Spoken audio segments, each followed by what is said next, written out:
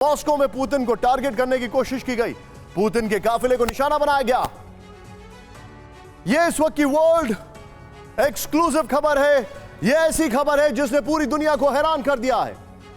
दावा है कि एक्सप्लोजिव्स के जरिए पुतिन की कार को टारगेट करने की कोशिश की गई। हमले में पुतिन की जान बाल बाल बची। यह पूरी घटना क्या है, कैसे पुतिन के कॉन्वॉय को निशाना बनाया गया, एक एक डिटेल आज हम आपको अपनी सुपर एक्सप्लोसिव रिपोर्ट में दिखाने जा रहे हैं। ध्यान से देखिए आप। यूक्रेन से जारी जंग के बीच रूस से एक बेहद चौंकाने वाली खबर सामने आई और इस खबर के सामने आने के बाद दुनिया भर में यह सवाल पूछा जाने लगा कि मॉस्को के अंदर ही पुतिन का जानी दुश्मन कौन है। क्या यूक्रेन ने मॉस्को में पुतिन को मारने के लिए अपने किलर एजेंट को भेज रखा है? क्या अमेरिका ऑपरेशन पुतिन पर लग चुका है या फिर पुतिन की फ्लॉप दिख रही वॉर स्ट्रेटजी के चलते वो अब अपनों के ही टारगेट पर आ चुके हैं? रूस के प्रेसिडेंट व्लादिमीर पुतिन को आखिर कौन मारना चाहता है? सवाल इसलिए है क्योंकि कुछ दिन पहले मॉस्को में पुतिन के काफिले पर अटैक हुआ था।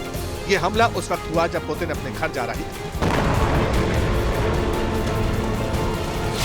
कहा जा रहा है कि पुतिन के काफिले में 3 गाड़ियां शामिल थी।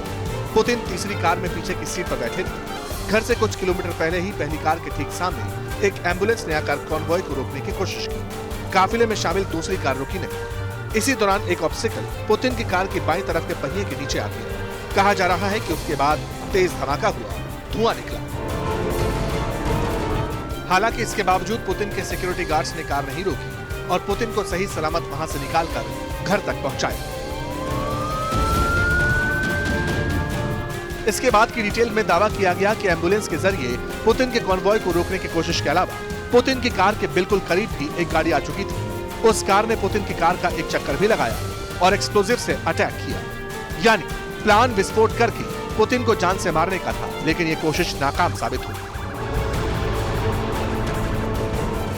यह बहुत बड़ा और सनसनीखेज दावा जनरल SVR टेलीग्राम चैनल के माध्यम से ब्रिटेन की वेबसाइट express.co.uk ने किया है और इसी में यह चौंकाने वाली जानकारी भी मिली कि जिस एम्बुलेंस का इस्तेमाल पुतिन के काफिले को रोकने के लिए किया गया था, उस एम्बुलेंस में उसके ड्राइवर की लाश थी।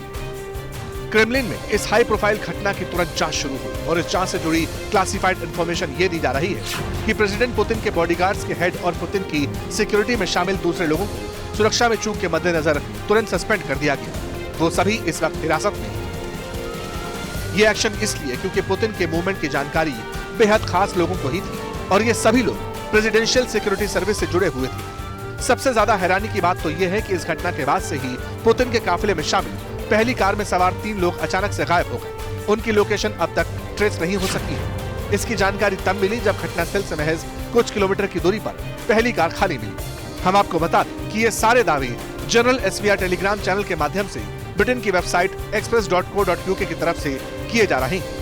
तो ऐसे में सवाल बड़ा है कि क्या यह महज घटना नहीं थी, बल्कि पुतिन को मारने की सोची समझी साजिश थी? क्या यह पुतिन पर टारगेटेड हमला था? और अगर जवाब हाँ में, तो ऐसा कौन करना चाहता था? मॉस्को में पुतिन की जान कौन लेना चाहता था?